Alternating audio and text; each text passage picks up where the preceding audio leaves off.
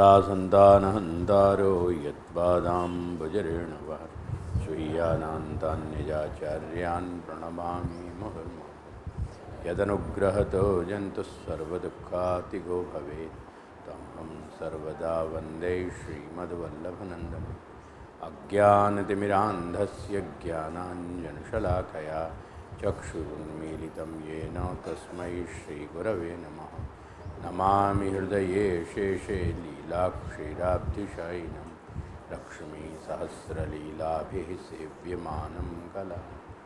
चतुर्भिश्च त्रिभिस्तथा षड्भिर्विराजिते योऽसौ पञ्चधारतये।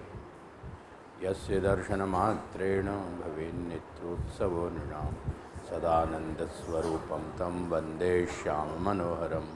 निःसृत्यन्मुखाम्भोजाद्दर्शनं दर्शनं भवेत् पथसन्दर्शकं भक्त्या वन्दे श्याममनोहरम्। अविद्यारूपसंसारे सुविद्याप्रापको जनान् श्रीश्यामगुरुपादानां पादरेणुर्प्रसीदतु। बुद्धिप्रेरककृष्णस्य पादपद्मं प्रसीदतु। ध्यानासमर्थजीवानाम् अस्माकं सर्वदा स्वतः। मैंने अपने साथ एक कॉल करार किया है कि मैं जहाँ जिस स्तर पे मैं हूँ वहाँ से बहुत भाषा को मैं नीचे नहीं उतारूँगा। तो ये हिंदी या में जो है ना वो तुम्हारे लिए इट्स ए टफ जॉब। वो को थोड़ा समझने को प्रयास करना पड़ेगा। मैं हर शब्द के सामान्य अर्थ को समझाऊंगा, तो बिल्कुल धीरज रखियो, कोई तरह की बेचैनी मत रखियो। ये 2 दिन को सत्र प्रारंभ करने से पूर्व सबसे पहले मैं मेरे आत्मज विठल बाबा को धन्यवाद प्रदान करूं। अगर वो या को परिश्रम या मेहनत नहीं करते या मैं, तो आज अपनी ये बात सत्र नहीं चलता। ये 2 दिन की लगभग 15 घंटा की मेहनत वाकी कंप्यूटर पे भाई है, और ये जो अपना विषय चल रहा है या को प्रारंभ कराने को श्रेय बाबा को है। तो ये बात कह के अपन आरंभ करेंगे, क्योंकि मेरे पूरे कॉन्सेप्ट को कंप्यूटराइज्ड करना ये वाई के बलबूते को काम है, दूसरे को काम है नहीं। तो ये सारा कंपोजिशन बाबा को है, और वाके कारण ही अपन ये सत्र आज कर पा रहे हैं। देखो, श्री महाप्रभु द्वारा निगम आगम सारभूत, एक बात समझते जाइयो। मेरा मुख तुमने निरंतर देखते ही रहे हो, या लिए थोड़ा इन छपे हुए जो मेरी मेहनत है वह मेरे परिश्रम पे थोड़ा दृष्टि रखोगे तो मुझे ज़्यादा प्रसन्नता होगी। तो श्री महाप्रभु द्वारा निगम आगम, अपनो जो कुछ भी विचारधारा और अपनो जीवन है वह को आधारभूत है वेद और आगम। वेद के आधार पे और जो शास्त्र की राशि है, शास्त्र को जो समूह हैं, आगम शब्द को मैंने बहुत बार बताया है।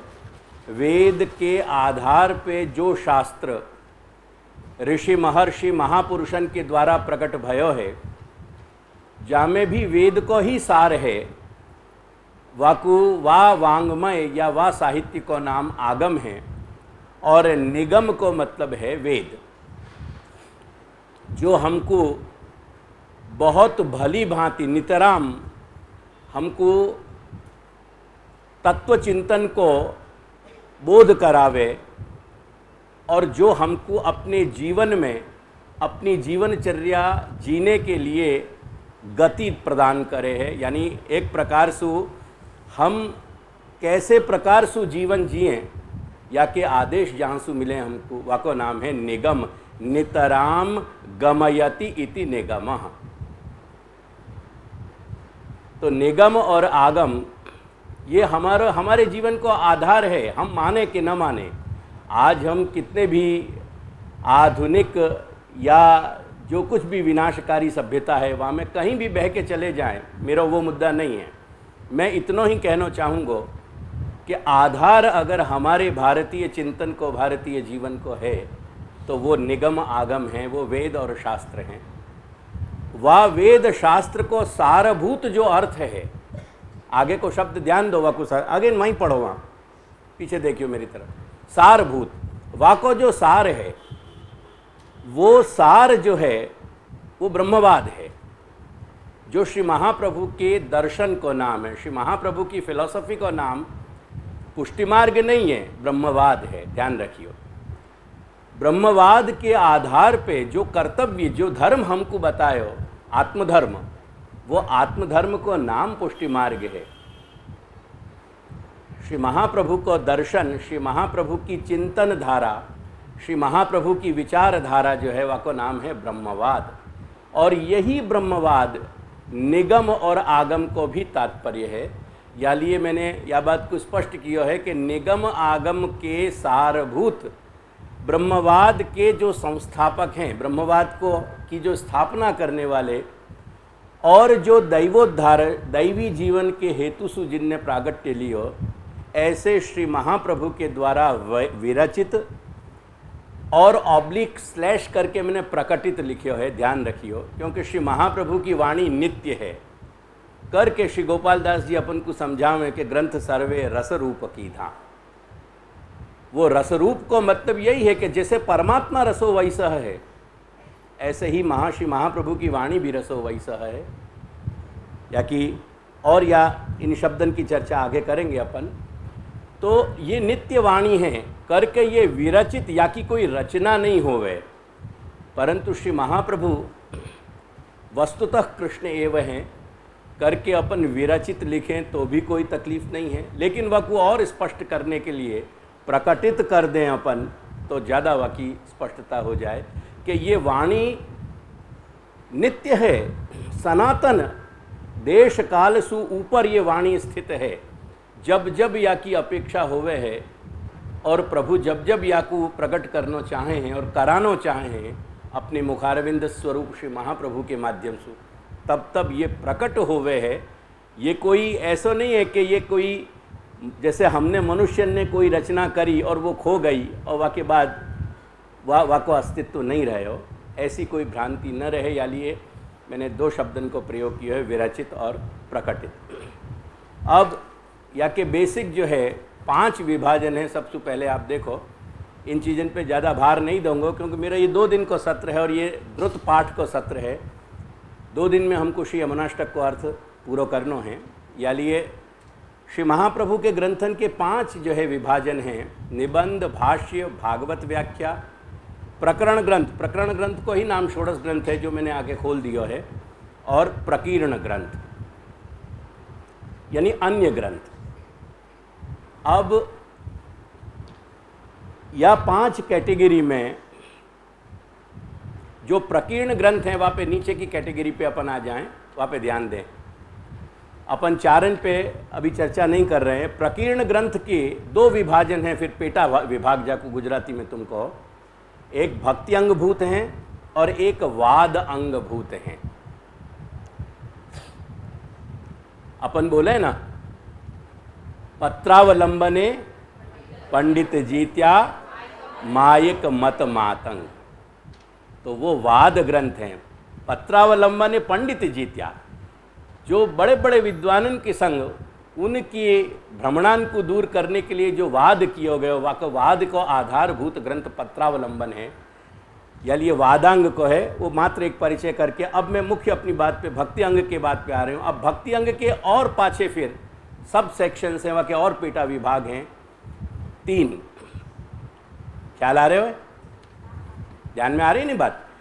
पहला विभाजन है नाम पाठार्थ, जहाँ में पुरुषोत्तम सहस्त्र नाम, त्रिविध नामावली आदि जैसे ग्रंथ रहे भए हैं। दूसरा विभाजन है रूप वर्णनार्थ या स्तुति पाठार्थ। रूप वर्णनार्थ के बाद स्लैश है और स्लैश के बाद स्तुति पाठार्थ। और तीसरा है लीला चिंतनार्थ, लीला को अवगाहन, लीला को अनुसंधान कैसे करें। वह लीला के अनुसंधान के लिए श्री महाप्रभु ने दशम स्कंद की अनुक्रमणिका प्रसिद्ध करी।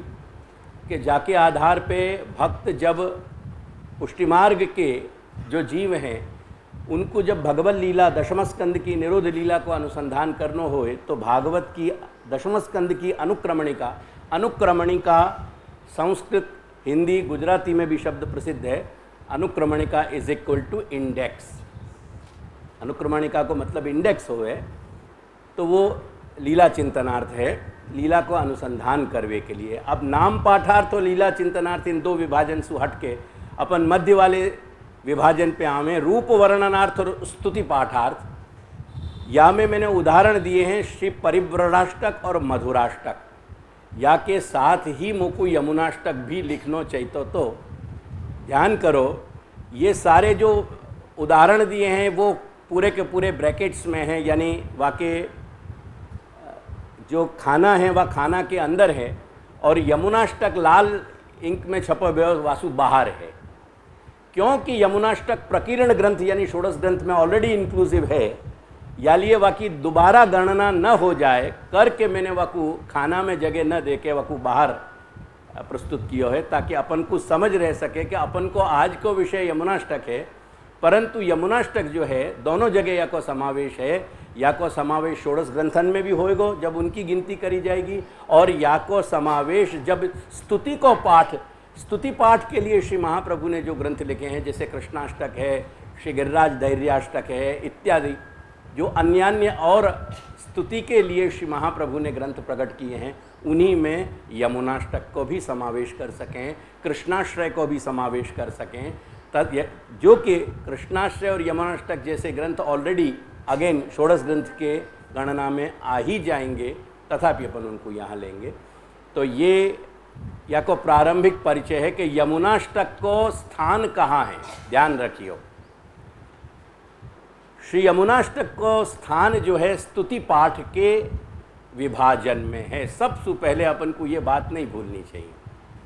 अगर ये आधारभूत बात भूल जाएंगे तो यमुनाष्टक के संदर्भ अपन नहीं समझ पाएंगे। तो यमुनाष्टक जो है वो रूप वर्णनार्थ यानी स्वरूप समझने के लिए और वह स्वरूप की स्तुति करने के लिए, स्तवन करने के लिए जो विभाजन श्री महाप्रभु ने प्रकट किया है वहाँ में है। और ये विभाजन को अंगी मतलब प्रधान और अंग यानी वासु गौण, जैसे अंशी और अंश, तो कौन बड़ो होवे, अंशी बड़ो होवे कि अंशी बड़ो होवे ना, ऐसे ही अंगी बड़ो होवे, अंग बड़ो नहीं होवे। ये श्री यमुनाष्टक की को जो स्तुति पाठ में और रूप वर्णन में श्री यमुना जी के स्वरूप की समझ और श्री यमुना जी की स्तुति, ये दोनों जो श्री यमुनाष्टक में अपन को प्राप्त हो रही है, ये भक्ति को अंग है। अंगी भक्ति है और अंग भक्ति के यानी भक्ति को सिद्ध कराने वाले जो एलिमेंट्स हैं, जो तत्व हैं, वो भक्ति के अंग है और भक्ति अंगी है। यानी भक्त्यंगभूत, भक्ति के अंगभूत विभाजन में जो मध्यम विभाजन है रूप वर्णनार्थ या स्तुति पाठार्थ, वह विभाजन के अंतर्गत श्री यमुनाष्टक को स्थान है। ये आधार अपना अब स्पष्ट हो गया, अधिकरण। अब ये आधार के बाद अपन आगे चलेंगे। अब यहाँ एक या के शीर्षक को पढ़ लीजिए, श्री यमुनाष्टक मेरी दृष्टि से। ये देवकी नंदन की जो दृष्टि है, देवकी नंदन को जो पर्सपेक्टिव है, वो बात कही जा रही है। और वो बात मैं मेरे अपने घर के लोगन से कर रहे हूँ। बाहर के लोगन को या में कहीं कोई शंका कुशंका हो तो वो सुखेन रखे और मिठाई खा के वह शंका कुशंका को उत्सव मनावें। ये बात मेरी अपने घर के लोगन के लिए है, बाहर के लोगन के लिए नहीं। अगर पॉजिटिव दृष्टि से वो लाभान्वित या सु होते हों, बहुत आनंद की बात है। अगर उनको लाभान्वित नहीं होना है तो मेरे कोई तकलीफ नहीं है, क्योंकि मेरा ये प्रयत्न उद्यम जो है मेरे अपने लोगन के लिए है। या लिए पुनः या शीर्षक पे ध्यान करते हैं, श्री यमुनाष्टक मेरी दृष्टि से। अब या कि एक एक पैरा को और एक एक बात को अपन पढ़ेंगे, धीरज से पढ़ेंगे। जहाँ कहीं नहीं समझ में आती हो वो बात पूछियो, मैं मेरी समझ से जो लगेगा कि जो चीज़ तुमको नहीं समझ में आ रही है वो पहले ही कह तो जाऊंगा। श्री भागवतार्थ निबंध में निबंध को श्री महाप्रभु ने 3 भाग में लिखो है।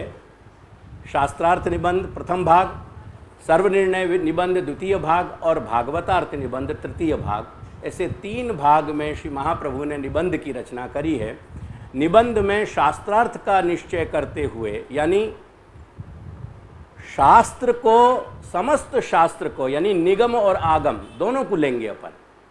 निगम और आगम को अर्थ क्या है या को मतलब शास्त्रार्थ है। शास्त्रार्थ मतलब कोई जीभा जोड़ी करने के लिए यहाँ शास्त्रार्थ शब्द नहीं आया है, ध्यान रखियो। शास्त्रार्थ मतलब शास्त्र को अर्थ, शास्त्र को तात्पर्य क्या है या को निश्चय करते भय श्री महाप्रभु आज्ञा करते हैं आनंदस्य हरेर लीला।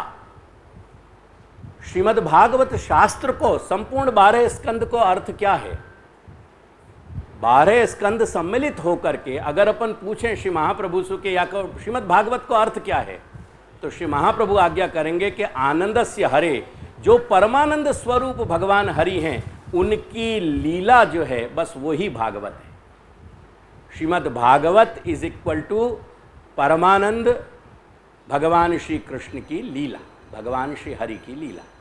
वो जो 10विध लीला है, लीला के जो 10 एंगल हैं, 10 विभाजन हैं, उनके सहित संपूर्णता से जहाँ ये भगवत लीला को अपन को एट ए ग्लांस बताया गया है, वो एट ए ग्लांस अपन को श्रीमद् भागवत में बताया गया। और भागवत, संपूर्ण भागवत को अर्थ है भगवत लीला। आनंदस्य हरे है, आनंद जो है वो हरि को विशेषण है। भगवान हरि जो परमानंद स्वरूप हैं, जो सच्चिदानंद हैं, उनकी लीला, बस यही भागवत को मतलब है। फिर यह लीला अधिकार भेद से घटित होती हुई, अब मेरी बात पे थोड़ा सा बहुत अलर्ट माथे को रखियो, थोड़ी माइंड जॉगिंग करियो। जैसे सवेरे अपन फिजिकल जॉगिंग के लिए जावें, ऐसे थोड़ी माइंड जॉगिंग करते रहेंगे तो बात समझ में आती रहेगी। फिर यह लीला जो संपूर्ण लीला है भगवान हरि की, भगवान श्री कृष्ण की, अधिकार भेद से घटित होती हुई,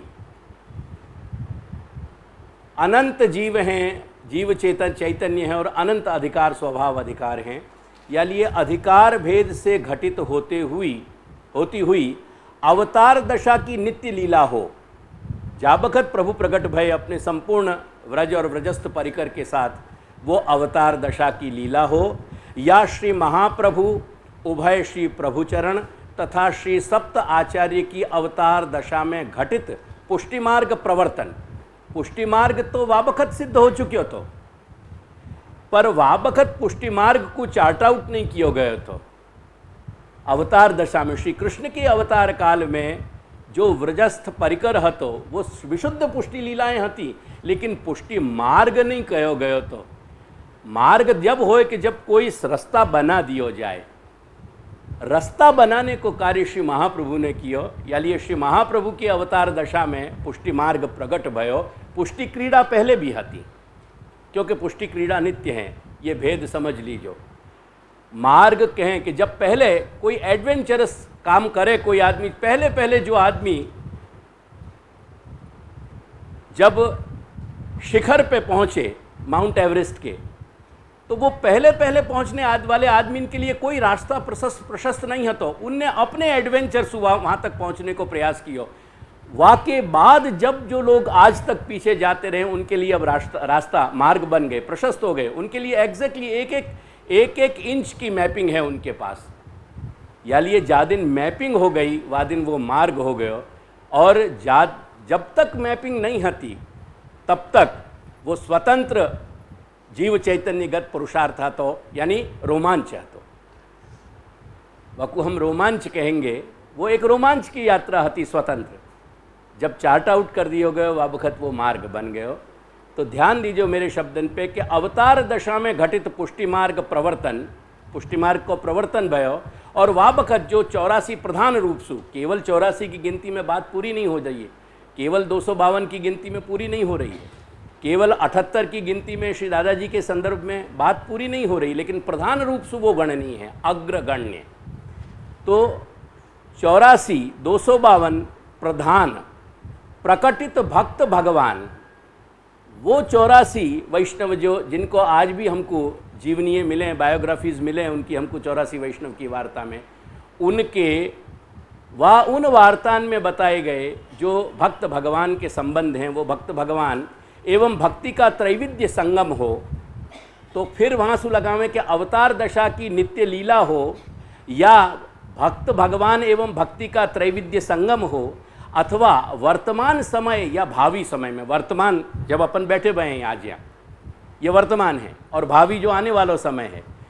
तो मैंने यह कि 3 मुकाम गिन दिए। एक अवतार दशा में भगवान श्री कृष्ण की अवतार काल, श्री महाप्रभु का अवतार काल, वर्तमान और वर्तमान के साथ जोड़ो भयो भावी, ये पूरा को पूरा स्कोप आ गया।